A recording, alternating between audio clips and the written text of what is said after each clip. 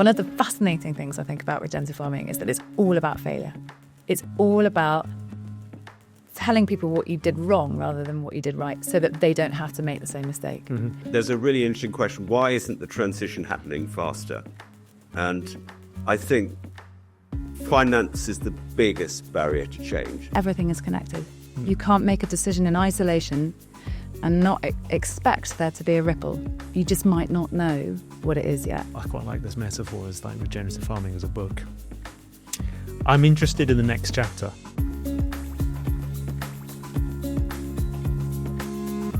We're living in a time where agriculture is facing some of its biggest challenges yet.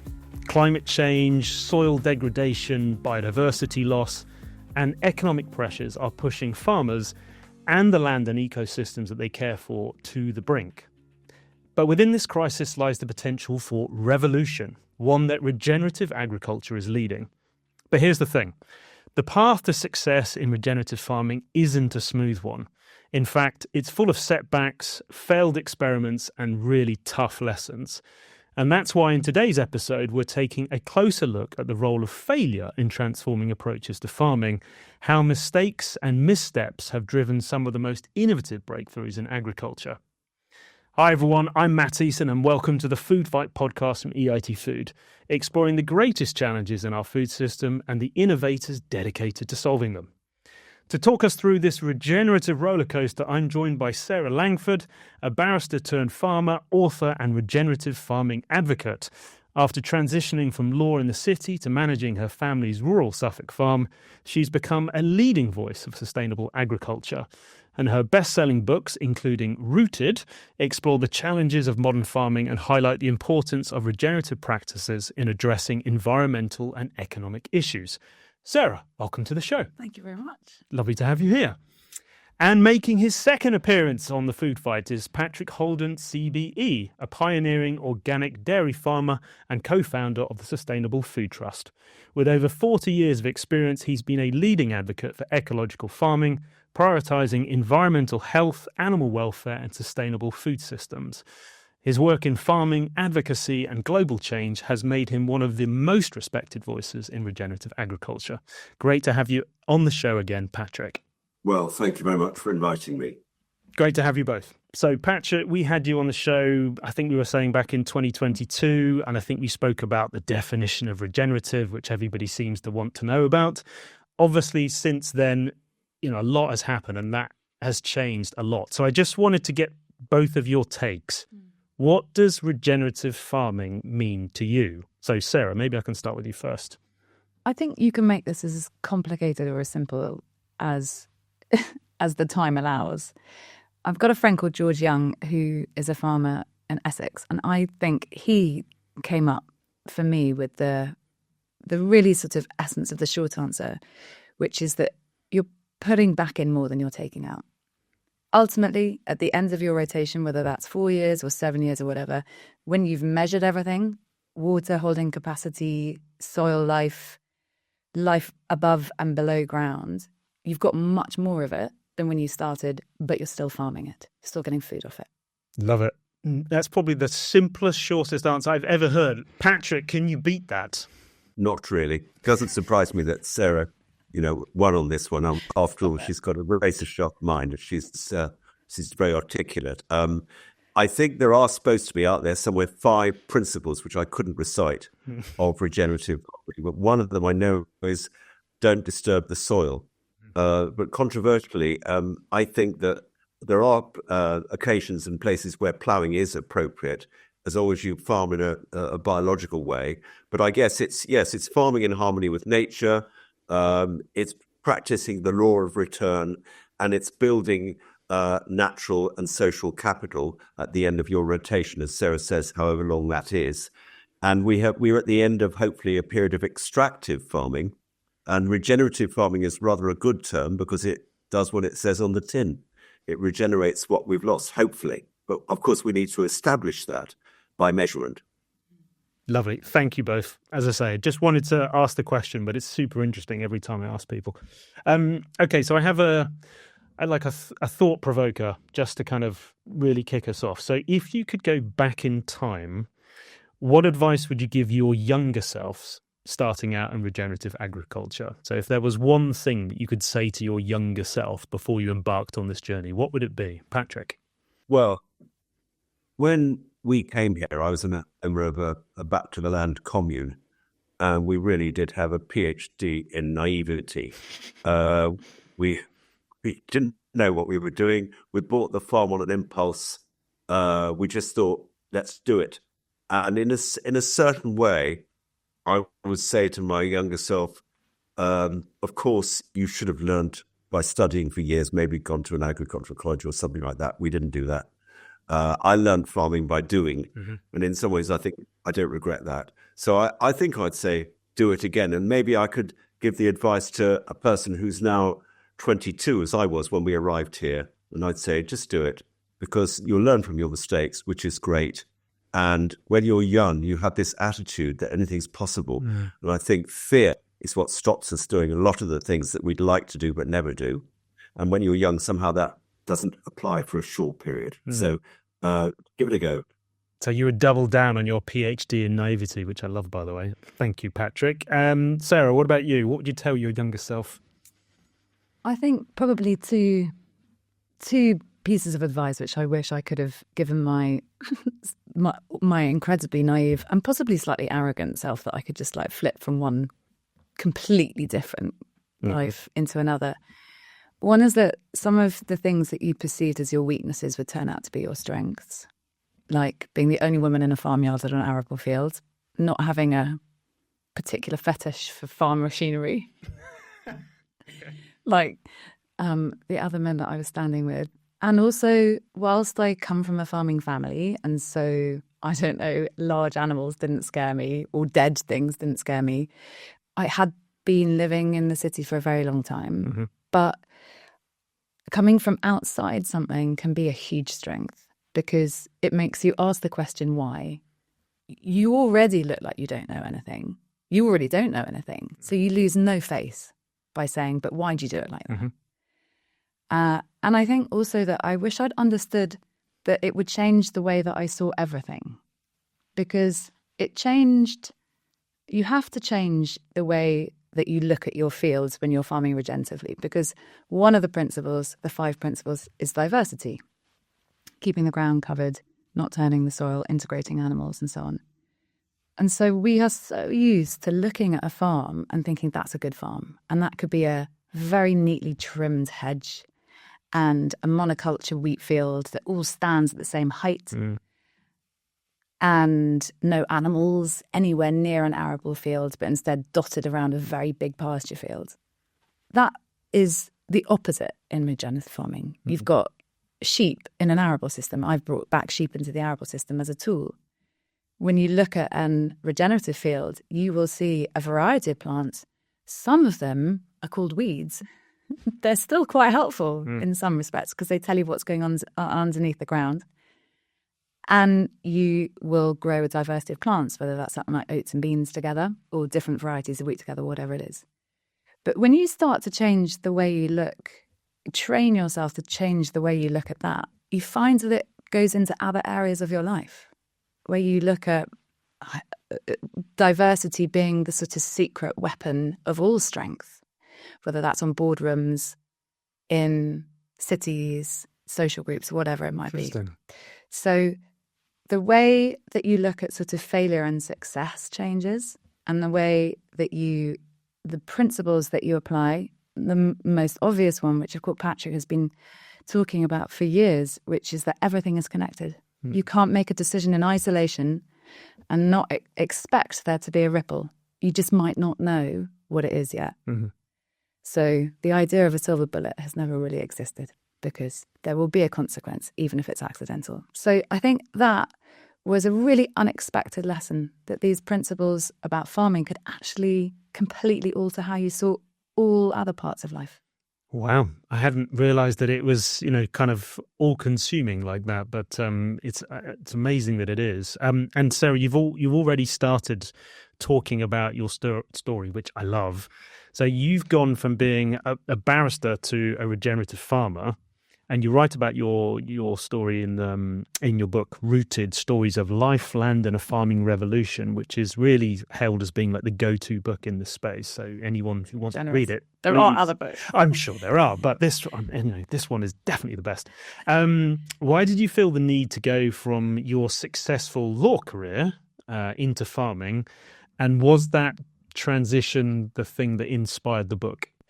Well, I guess the word need is working really hard in that sentence, because it was definitely not a plan. I've never really had a plan. Right. So this is, I guess, another thing that regenerative farming teaches you. You can't control stuff. You just have to be open to what lessons might come up.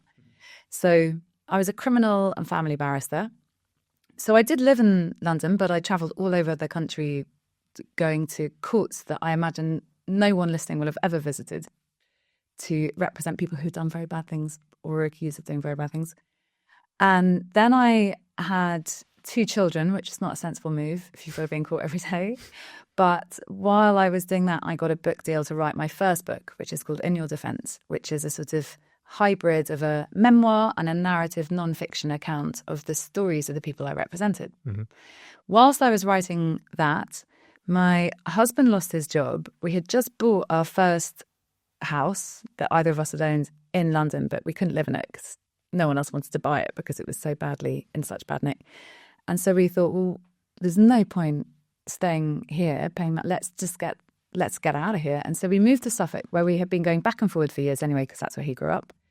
And we rented a cottage, and his dad had always had a dream of being a farmer. And at the age of sort of 81 or whatever he was, had finally realised it by buying 180 acres of very conventional, intensively farmed arable near the 50 acres of pasture that they had slowly built up.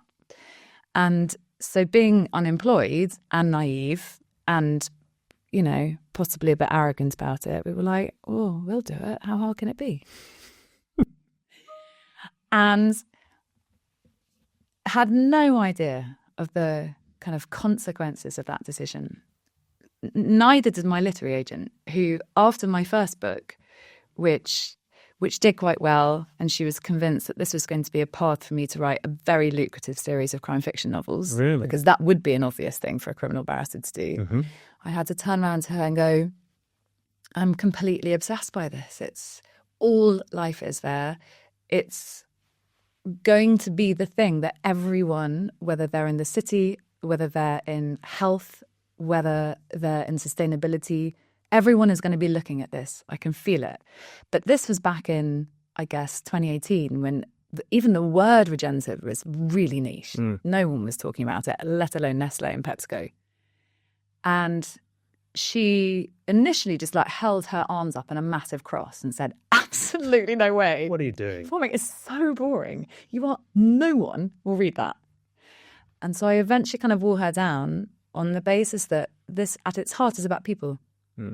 They're human stories. And farmers, a bit like the people that I used to represent in court, are treated in quite a sort of black and white way by the majority of people who eat the food that they produce.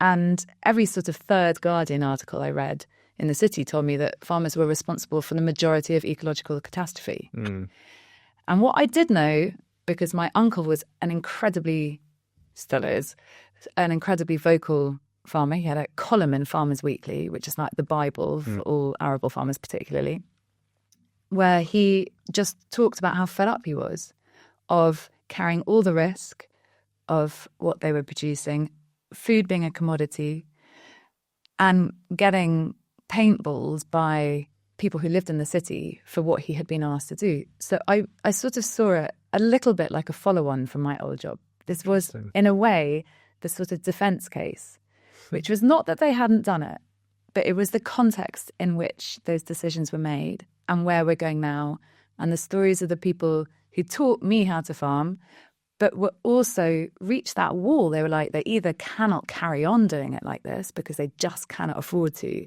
or they had that feeling in their gut that they just didn't want to anymore. So you feel now that you're defending by doing what you're doing, you're defending the real farming practices. I think I'm defending the farmers as humans rather than the farming practices, and I'm saying that the reason that they use that we have lost 70% of all wildlife since 1970. And the reason that there are very few rivers in England left which are safe to swim in, and that we're losing football pitches of soil every minute or whatever it is, that happened in the context of a man from the government with a clipboard saying, can you just grow a bit more and we'll pay you for it? Mm. And so I wanted to sort of really make people think not just about the ecological consequences of the food choices they make, but the fact that this has a real toll on human beings, that the other end of this, there is a family who have sweated blood for a very long time to try and produce something which is given no real value in our food system. Yeah, absolutely. And I mean, it's. I was talking before the show, and to Patrick, and we were saying that we spoke, I think, last time in 2022, and even since then, regenerative people are talking about it so much, and it's great that it's finally kind of picked up as it has. And Sarah, what an amazing story. And, I really hope lots of people take inspiration from that and become regenerative farmers off the back of that. Patrick, just obviously your story is a little different. So your journey started in sustainable farming back in the 1970s. And then you've been leading the way on regenerative agriculture with the Soil Association and Sustainable Food Trust as well. So as a pioneer in sustainable farming, I'm interested to understand, what were some of the setbacks that you've experienced, because obviously when, as you said yourself, back in the 1970s, you kind of started from scratch, not really knowing what you were doing or where you were going. So can you give some highlights of some early setbacks? Could look at it through a certain lens, say the whole thing's just been a succession of setbacks and culminating in the fact that, the transition to regenerative farming becoming the norm. A lot of people want it to happen, but it isn't happening anywhere near fast enough. Mm. So, after all these years, we're at the beginning, really. But just before I answer that, I was touched by what Sarah said, because I think learning from your mistakes and recognizing that your weak areas can sometimes be the most important areas in your life, I think is deeply true. Mm. And this word vulnerability, it comes from the Latin vulnero, I wound. And in a way, we need to be wounded by our experience. And that's when we learn. And I'll give you a current example. We've got an amazing field of carrots. I just showed you the carrots. They are, for all our listeners, incredible bunch of carrots. Amazing. They would have been for Sarah, but I got stuck in Wales. But right next to this field of carrots, acre of carrots, is the rest of the field growing the weediest crop of oats and peas that we've ever grown in our 51-year history. So weedy is it that we mown it to see if the combine will pick it up once it's dried up a bit. It's an experiment. I don't think the combine driver's going to like it. So we are still learning from our mistakes on a daily basis. But if you just kind of expand that into a bigger picture, I think, there's a really interesting question. Why isn't the transition happening faster? And I think finance is the biggest barrier to change. That if you try to do what Sarah's been brave enough to do, what I've been trying to do for many years, you'll quickly find that it doesn't pay as well as if you farm in an extractive way. And that's because the polluter doesn't pay and the subsidies have been misdirected, and society doesn't value the natural capital, the social capital that has been destroyed during my farming lifetime. And so if you're farming as we do, one quickly realizes that there isn't a very good business case for it. And in my case, I've got a day job. And also we're lucky enough to be producing quite a high value cheese. So we're sort of overcoming that barrier on a single farm basis. But if you speak to our neighbours, they all came round here. Just 3 nights ago, they came round from, it's called the Langford discussion group. Very important group of just all the farmers in the region. And they came round and we walked the fields and we saw the third cut silage. And we looked around. And you could see the whole experience was probably quite disturbing for them, because they were thinking, well, I like what I see here, but I don't think I could apply it on my farm. And they're kind of not wrong. And I suppose that makes me feel very reflective that after all these years, we haven't created the conditions where the transition that everybody is talking about can actually happen at scale. So I think it's really important in one's life to recognize that it's not, as Sarah said, just about what you succeed in. It's about the challenge that is created by failure. And I hope that we're at some sort of inflection point today where many people are thinking about this in a deeper way than ever has been the case before, and things could change in a positive direction quite soon. We're here to talk about failures and learning from them in terms of regenerative. Can I sort of transition to asking you another big question? So what's your biggest fail with regenerative farming, and what have you learned from it? Absolutely, this is probably going to be the bit that gets clipped and used. So, Sarah, just can you give us a snapshot of probably like the worst thing that happened for you in regenerative, or maybe the best learning that you had? Well, I guess because it's the most recent, like I've definitely taken a bet. It's just maybe hands over 50 quid because I lost it.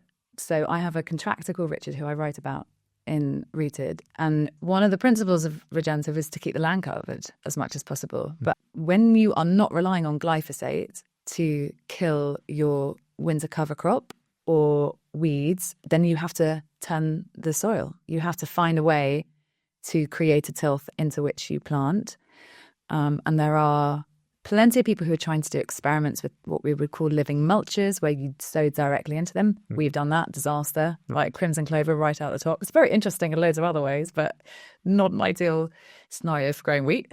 And so last winter, which I think was the sort of wettest winter for 150 years, there was a Nissan Micra floating down our village high street, for example. And all the very intense conventional farmers near us to just sown their winter wheat, which was then just, there was just brown water flowing everywhere. And we had a field which has got it's a big field, got slightly sticky lower half. That does sound too weird. Anyway, moving quickly on. And I sat there arguing really hard that because we didn't need to plough it up and put a cover crop in over winter, because that what we had got in there already would serve as a cover crop. Right. This was debated hard by Richard. He was right. Okay. And so the entire half a field has not been cropped this year, because come spring, when it also rained and rained and rained, you cannot go in there with a plough because you just create concrete. So that was a lesson in humiliation and probably respecting my elders and learning from 45 years of farming experience as opposed to 5. You knew best, surely. I did in that moment, but I know better now. Yeah. So it's £50 down plus, I imagine, quite a lot of money from a potential crop as well. Absolutely that. Yeah. Although we'll see. This is the big lesson in farming, is that the experiments take a year. Actually, to be honest, sometimes more. Because something that you will have planted, maybe you've done an experiment where you've undersown trefoil in a crop. 2 years later, you'll look at the field and go, that's so weird. That is way thicker and greener than the rest. Oh, that's why we did that experiment 3 years ago. Right. So it's still having... You almost have to mark out the places where you did the experiment. That's the secret, is to keep a record so that you can go back on it and go, God, the legacy that is still there is still benefiting us. So it's kind of like treating your entire 7-year cycle maybe as a bank. So you cannot just take 1 year and go, that's my profit this year. You look at the whole thing all in one, which is saying, well, actually, I stashed loads of savings then, and I'm going to take it out in 2 years' time. But that means a lot of sitting on your hands in a world where we've all got quite short attention spans and want immediacy. Well, and also trying, I imagine, lots of experiments and never quite knowing which one's going to cash out at some point, so to speak. Totally. And then chucking a storm and chucking a frost and chucking an August that rains and no April showers, and there's no control test. Patrick, so you must have done some serious experimentation over the years. What was some of your biggest fails in terms of that experiment? Think of farming as ecosystems management. It's absolutely not passive farming. You are intervening. If you shut the gates like they did at Net, then obviously nature comes back. But that's not what we're doing. We're trying to strike the right balance between farming in harmony with nature, but the crop getting the upper hand, as it were. That doesn't always happen. And I think I have an ongoing struggle with the right degree of intervention. So we have quite challenging soils. Sarah does too on some of her farm. We have silt soils, which like to grow rushes in our very wet climate. And we can do something about that with mold ploughing, which is a kind of subsoiling. It's like drawing a metal tine through the soil to structure it a bit and bring air into it. And I think the purists would say, well, that's very interventionist. You should just leave it to do its own thing. And that is definitely not what we are doing. And I echo what Sarah said about ploughing. It's not that you want to plough all the time. If you plough and grow monocultures, that's terrible for the soil. But if you plough shallow and you plough carefully, I think that's a very important way of getting a clean seedbed for a crop. And so it's really learning the balance. And I think that if I look at the issue that is playing out on the regen stage at the moment, which I think is important to highlight, and it's related to ploughing or not ploughing, the majority of the farmers who say went to groundswell, which is a most amazing sort of Glastonbury for regenerative farmers, happens every year and it's brilliant. But the majority of the arable farmers going to groundswell, I think, are still quite heavily dependent on Roundup or glyphosate to control weeds. And I'm certain that that chemical would be banned within the next few years because there's more and more evidence emerging that it's harmful for human beings, but also for nature.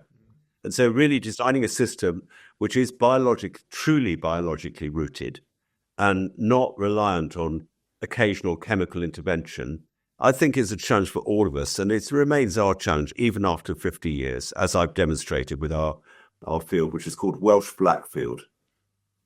Thank you, Patrick. And you make a point there, which, of course, in any conversation about regenerative, you need to bring it up. It's about soil health. And I guess I'm quite interested in what are the most challenging aspects of soil health restoration that you've come across? Because obviously, in order to use your words, Sarah, and obviously to kind of bank, something so that you can get it all back later, or you hope, you need to invest in the soil. And I imagine, particularly when you're going from like traditional farming to regenerative, that can be extremely complicated. So, are there any aspects of soil health restoration that you think we should highlight here, and about how difficult or maybe easy that is? I don't know. We've got pretty heavy clay soils. Man's land, I was told. Man's land. Man's land, not boys' land. Man's land.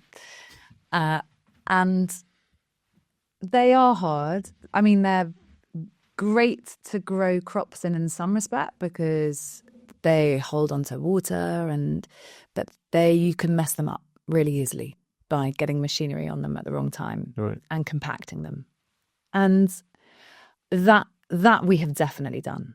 So I have done hole digging where you can see the compaction just not reading it completely right on the day. And it's really tricky to do that, particularly when you're trying to farm in a way that gives you no get out of jail free card. Because when you're farming conventionally, there will be a bag for something, whether that's a bag to kill aphids or a bag to kill snails. Mm-hmm. You can spray your way out of a problem. Mm-hmm. I would argue you win the battle, but you'll absolutely ultimately lose the war. Yeah. You're spraying your way out of that problem and no doubt creating another one that's going to rear its head in a few years' time. But when you're farming organically and all of those tools are taken away from you, you're relying on constant observation. And so, it's really easy to compact our soils by just going on them at the wrong time or going too deep or getting it wrong. But what I have learned, I guess, over the last few years is that the answer to it, like everything else, is plants. Right. So we had the field with the wet lower half, that went in. That was our first field that we put into what we call a herbal ley, which is basically just like a really diverse mixture of plants, some of which have got incredibly deep roots, which is basically sort of like a nature's plough. Mm-hmm. And it went in, I guess, for just over a year. And when we ploughed that up, I mean, Richard the soil was completely transformed. And it was a field that previously had been sprayed 3 times with glyphosate and had 5 Lithuanian men pulling out wild oats by hand and blackgrass by hand, right, because the weed burden was so high in it. And I mean, you can never say never, but neither of those 2 problems have come back to the level that they're a real problem. interesting. And so taking a land out to, inverted commas, rest it, but actually nothing restful is happening. There's so much happening underneath. It's restoring. It's actively restoring it by allowing it a chance to come alive again. So that's absolutely right. Yeah, I was going to say, Patrick, I can see you nodding away in the background here. No, I just want to amplify that. Herbal lays, we use nothing but herbal lays now on all our reseeds. We've abandoned all sort of narrow species mixes in favour of herbal lays. And again, Sarah's so right that the best way to deal with arable weeds is through a proper rotation with a long-term bit of grass. And that's one of the big barriers to transition at the moment, is that the public have a misunderstanding about the role of livestock in truly sustainable farming systems, because they alone can turn the herbal lay or the grass bit or the pasture bit of the rotation into food that we can eat. And more than that, their manures and their grazing habits have a fantastically regenerative impact on soil health. So a lot of farmers, I think, would be very worried to introduce livestock into their systems, because they've probably not got any effective buildings anymore. They don't have stock persons who know how to look after animals. They don't have the fences and the water, all the other infrastructure you need. But more than that, they would be worried that people wouldn't want to eat the meat that comes from those systems, because they're all going plant-based. So I think, across the fence in the towns and cities of the world, we have a parallel challenge, which is we need to take the public on a journey to get them to understand the real story behind the food they need to eat for the future, which does involve grass-fed and mainly grass-fed livestock. And I think the only way to achieve that is to get them out on farms and give them a seeing is believing experience. Definitely. And I'm just sort of reflecting on some of the things you're saying there, Patrick, as well. It feels to me there's a lot of unlearning to be done here. Not just from the public side, but also from the farming side. And I guess I'm interested, what, if you, based on your experiences, if you have a farmer who wants to make the transition, what kind of things do they need to unlearn before they can then learn how to be a regenerative farmer? I mean, Sarah, from your experience, what have you unlearned that you know that everybody needs to unlearn? Well, I had the great advantage of not knowing anything. That I was guess that is quite genuinely useful. Yeah, a very good advantage. And I think it's important to remember that conventional has been conventional for 70 years out of the whole of farming's history. It's a great word trick to call it conventional. That's true. But it's not been around that long. Well, I get the experience of being at agricultural college or university, as it is now. My dad went there 40 years ago to become a land agent. Not entirely sure much has changed in the syllabus. No, they would be very cross me saying that, because they are doing, they're making great strides. But what I think you're right, and I not only have had loads of farmers say it to me directly, but I've seen it from other sort of, WhatsApp groups and things like that, where people go, this is making me unlearn everything that I had thought was right and have been taught. That's really hard. And so the first chapter of my book is about my uncle Charlie, who farmed from the age of 23 up until when he retired literally 2 years ago at 60. In circumstances which you'll have to read the book to find out about. Okay. But to say that you have spent your whole life, which has not been an easy one, and where you've been right on the edge of potentially bankruptcy or not being able to feed your own family, growing food for other people, and to say that you not only have maybe been doing it wrong, but have actually caused real harm, it's a hell of a thing to ask anyone to say. And so I think that's why I prefer a route of, that's what the goalposts were then. We were in a post-war generation where we needed to make as much food as we could, as quickly as we could. Otherwise, this island nation would be starved into defeat. Yeah. We were really good at doing that. Now we produce enough food to feed 3 billion more people than actually exist, 40% of which is thrown away or wasted. Yeah. We don't need those goalposts anymore. We need different ones. And these are the new goalposts. So without any judgment or shame, this is the new direction of travel. And the lucky thing about that is that you get to be heroes again, because this is not just about growing food. It's also about stopping the village from being flooded downstream and creating clean air and keeping rainwater in the field so that in the inevitable droughts that are coming, we aren't suffering so much.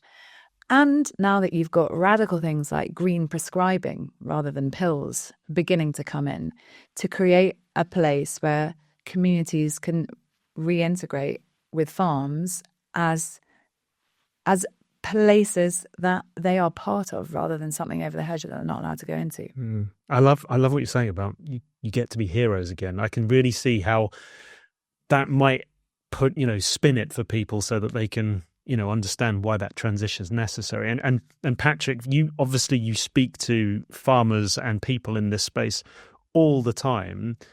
Is that narrative starting to cut through, that actually it's not about that you failed in the past and now you just need to do things differently, but actually it's more of like an evolution and you're just, to Sarah's point, just changing the goalpost. Is that going to work with farmers, do you think? I think with me, it needs to go further than that, because I think during quite a lot of my career, my sort of day job career, I've been seen as, somebody who's been angry at conventional agriculture. But after extensive anger management therapy, which is not entirely succeeding, I now realise that it's important to acknowledge to conventional farmers, by which, we mean farmers who are still responding to the old signals, that of course they would have done it that way because they were following the best business case.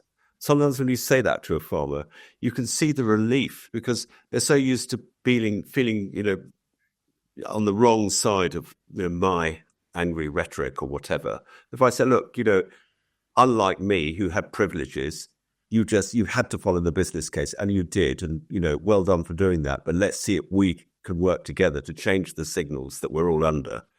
I think that's the important thing, that it's everybody, especially me, hates to be criticised. And, I think I realised that a bit late in the day, you could say, but I do see that now.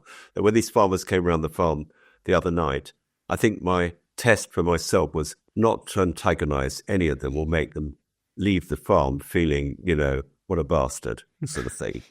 And I think I succeeded, actually. I think that was made me feel very good afterwards, because one or two of the farmers, when they left, there were about 35 of them, and we walked around the farm, then we had tea and, flapjacks and stuff. And as they left, one or two of them came up and said, that was really, really, really interesting. And I said, oh, what's your thing? And they said, I'm an intensive dairy farmer. But it wasn't said with shame. It was just said, that's what I'm doing. And that meant a lot to me. No, that's really nice to hear. And kudos to you for that. And I hope these sorts of things can continue. And, I really like the fact that this is not a blame thing. I think that's super important. It sounds to me like a lot of this is quite emotional. And it feels, we talk about the roller coaster of regenerative. It actually sounds to me more like the emotional roller coaster of regenerative. And I'm interested from you both, how do you balance a sense of optimism with obviously what are the stark realities of economic pressure and environmental uncertainty, et cetera, for farmers? Maybe, like you said, you're both in a privileged position, but, how, if someone was trying to get into this space, how do they balance that? What are any advice or tips that you have to kind of get over that, Sarah? I always have thought that farming is not a job, it's an identity. And that's why the criticism stings so hard, because it's not what you do, it's who you are. And if that is a third generation, fourth generation, fifth generation scenario, that's even weightier, because in a farm office somewhere, there will be a photograph of someone who died before you were even born, who bought the land that you're now farming, and woe betide you if you let that ball drop on your watch. It's not really about you. Right. It's about an entire legacy. Mm-hmm. And that's why it's so hard to take the risks that this requires. But I think that the crossroads we're at, I guess, have left people with not that many other ways out of this, because inevitable biological resistance to many of the sprays that intensive conventional farmers are using has come about. So you might, as I say, win the battle, but you're not going to win the war. You're getting a huge amount of pressure from government and community to change as well. And now there is the sort of connectivity to enable you to learn how to do that in a way that there never has been. So everyone loves a bit of kind of roadside farming, where you look over your neighbour's hedge and make your own judgments about it, to the point where a friend of mine says one of his clients used to spray the two tram lines of wheat next to the road with 2 extra loads of fertiliser, so they would be bigger than the others. Oh my God. Now you don't just have to compare yourself to your neighbours, because the world is connected. So on places like social media, or even on, if anyone is listening and is interested in finding out more, the starting place that I would suggest is to go to the Groundswell website, which has its own YouTube channel. And this Regenerative Farming Festival has got huge, brilliant free resources on it, which cover a massive range of kind of topics. And you can look on that, or Instagram or TikTok or whatever, and go, do you know what? There's a guy or girl that's doing what I want to do. And it turns out they're maybe like an hour and a half away, and they're doing it and they're posting on here. And so just because all my neighbours think I'm mad doesn't mean it's impossible. Right. Which means that there is a great collective. And one of the kind of, given that we're supposed to be talking about failure, one of the fascinating things I think about regenerative farming is that it's all about failure. It's all about telling people what you did wrong rather than what you did right, so that they don't have to make the same mistake. Mm-hmm. I can't express how extraordinary that is in farming. But you would never tell people what you'd cocked out. Not really. So much so that I was talking to someone the other day, and they said when they got back from their year out in Australia, maybe sort of 40 years ago, they tried to find a contractor in their part of the world that was the most successful. And they went to all the farms that they were working at and asked the landowners, how are you doing this? And they were like, well, we can't tell you because we signed a non-disclosure agreement. So the contractor had physically stopped, or legally stopped, the landowners from even talking about how their farm was farmed. That is radically different now. So you will go to Groundswell, or you will be in these spaces, or farmer cluster groups, which I think are very powerful, which are just a collection of neighbours coming together basically to learn from each other, where you're saying, I got this completely wrong. I really wouldn't try that. Or I did that and maybe I would have tried it differently the next way around. So this openness about failure, which removes the ego from it, the competitiveness from it, and it makes it a very kind of collaborative, galvanizing movement, which is also really fun to be involved in, especially if you've watched, as some of my friends have, watched your dad on a tractor for the last 30 years and thought, no way am I doing that. No way. And now they are going, this is such a different job. That's so cool. So this feels to me, I mean, I know regenerative is a different way of saying things, but it's actually a complete mindset shift in terms of, Patrick, you were talking at the start about being vulnerable. It feels like, it gives you permission to just start talking to people about, I completely messed this up. Oh, you completely messed that up. What did you learn from that? And Patrick, has that been your finding as well? When you talk to people, I imagine people start to get quite excited about it, don't they? About, I tried that, experimented, innovated, totally didn't work. But you learn from it, right?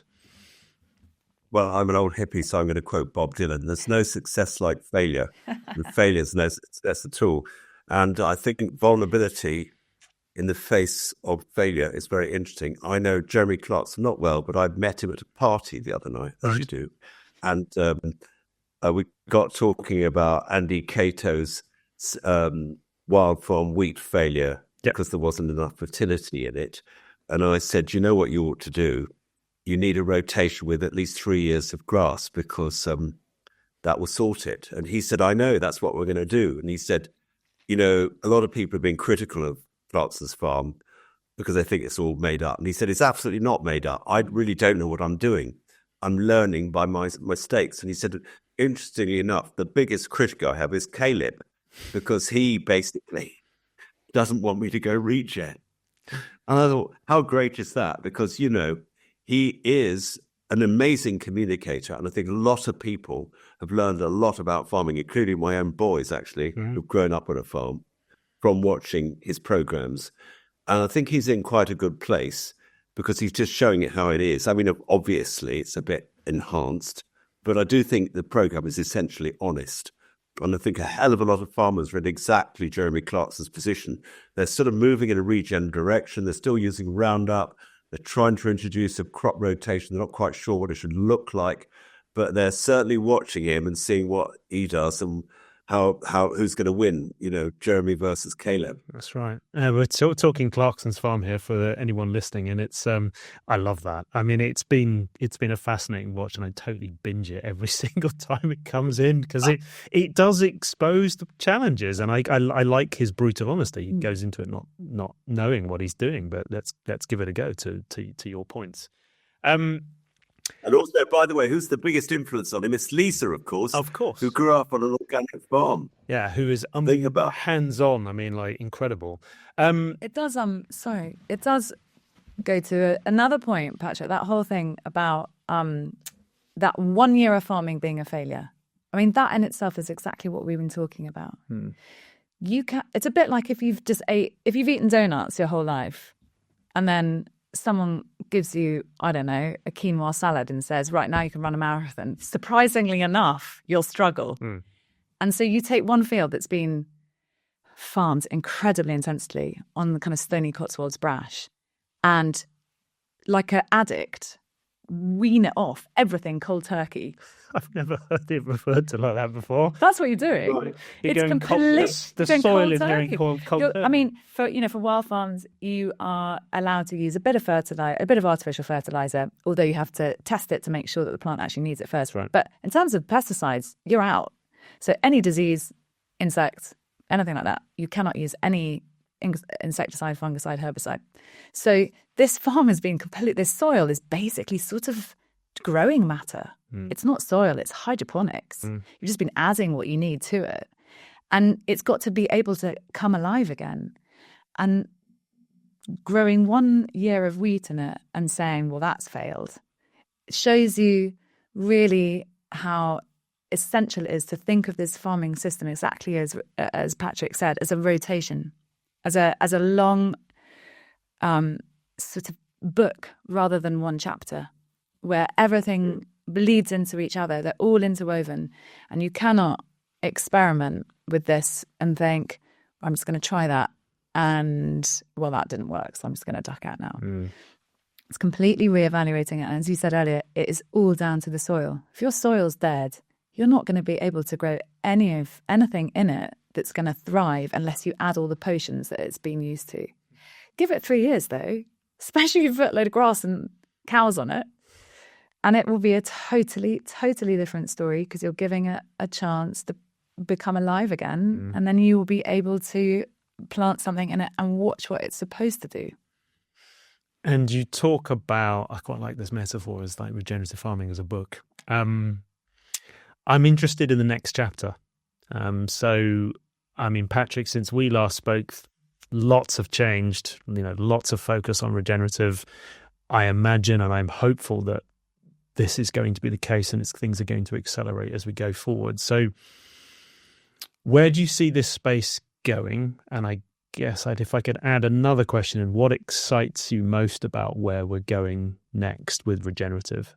Patrick, maybe I could start with you. Well, I in 2020 joined an initiative called the Sustainable Markets Initiative, which was launched by the then Prince of Wales, now King Charles, at Davos. And his big idea was that we'll never get the transition to climate and nature-friendly everything in the time available unless we involve CEOs of the world's biggest companies. And even though, my anger management might have failed in the past, I've met some of these people. I never thought I would, but I now know some of these CEOs, and they're all really, obviously, they're highly intelligent and successful, but they're nice people, and they've got children, and they've got consciences. And what really strikes me about them is they don't quite know. I mean, even the ones that are running food businesses, they don't know about farming, but they know they've got to do something. And I think one of the things that can come out of the Sustainable Markets Initiative is a project called Financing the Agricultural Transition, because farmers, regenerative farmers, are delivering massive climate, nature and social benefits for which they haven't been paid. And if we could measure accurately the impact of all farming systems using a common framework so that we can have a language for measuring sustainability, which is the same in Australia as it is in Africa, as it is here, then we could start to collect data about, let's say, Sarah's farming system. And if after 5 years, she's got huge gain in soil organic matter, biodiversity, and positive social outcomes, including maybe employing more people and better nutrient density, all those kind of things, then that could open the way for a third income stream where farmers could be paid for those climate, nature and social benefits. That excites me because that sounds like a partnership between the food industry and the banking people and all the asset people who've got all this money floating around looking for a home. And we could be paid to be stewards of nature and carbon. Why not?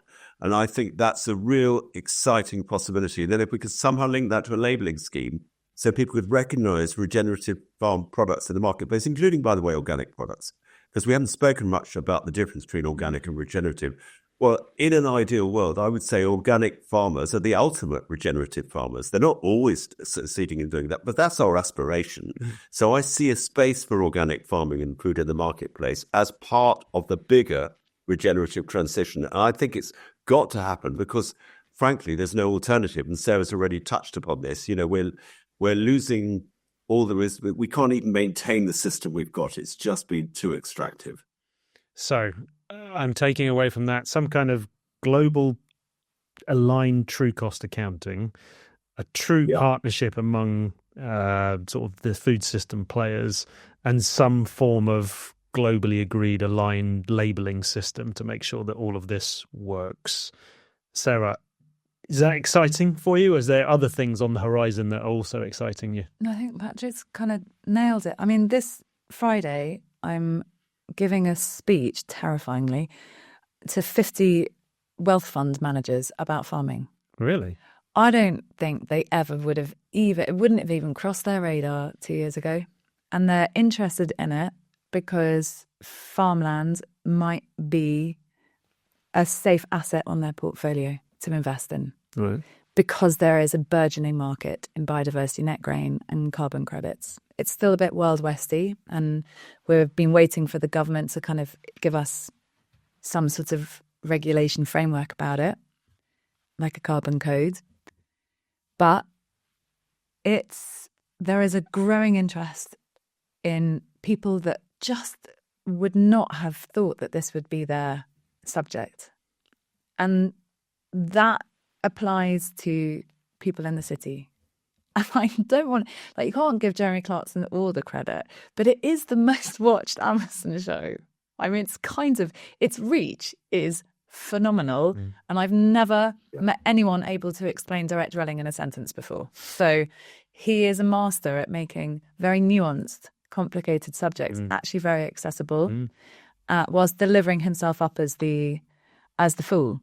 And so we, the audience, learn with him. And he is sort of saying what everyone else is saying. It's got to go this way. Sustaining something, being sustainable, it's nowhere near enough. We can't sustain something that's completely depleted and on its knees. We have to be able to regenerate it. And I think if we're talking about failures, and this will seem really rude in front of Patrick, who, of course, is CEO of the Soil Association, but he knows I'm going to say this because we talked about this before. But, the organics as a movement has not succeeded in becoming mainstream. It's 4% of the market. So as a concept of saying well-managed systems that put back in as much as they take out, or hopefully more, that hasn't worked. And this movement that has now got not just people watching TV about it, but people in cities choosing to buy products that are made from it, or the interest of massive corporations who probably 10 years ago, when Patrick was trying to convince them of this, would go, well, that's just a load of hippie nonsense. We don't need to worry about that. That's no real threat to us. All of them have now got regenerative, well, their flags are up about it, but a lot of them have actually got documents that talk about where their systems are going to go. And then you've got high street shops like Waitrose and so on, who are investing in, or have made pledges to go regenerative in the majority of their food products, as far as I know. So that is a broad transition. And I think the transition is the key word in this, because as we've already talked about, you can't just do it in a year and expect it all to work.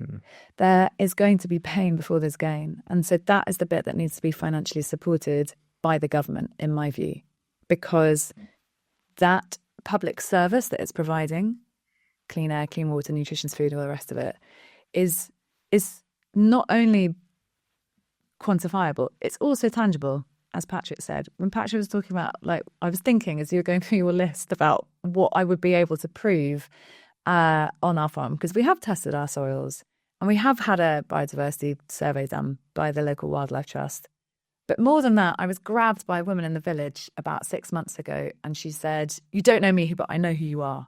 And I walk on the public footpath over your field. I say to my husband every time, "It smells different here. It smells different." I'm like, I think it does too.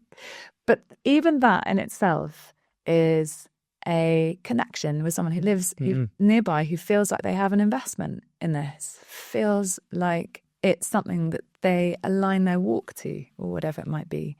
So it provides a massive public benefit on loads of different levels. The key is financing the transition and then allowing the private market to pick up the real bill after that. Got it. Thank you. And now I have to go and visit your farm to smell it as well, just to see that it smells Welcome different. anytime. Smell my soil. A weird guy just turning up smelling your soil. Folks, this has been an amazing conversation. I always feel that when we start talking about regenerative, I need like another hours and hours. But maybe there's a part B to this.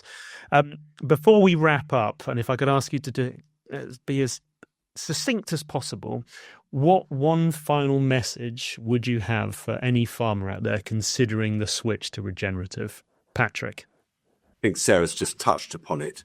The social impact of transition to regenerative farming, including improvement of public health, is possibly the most important of all.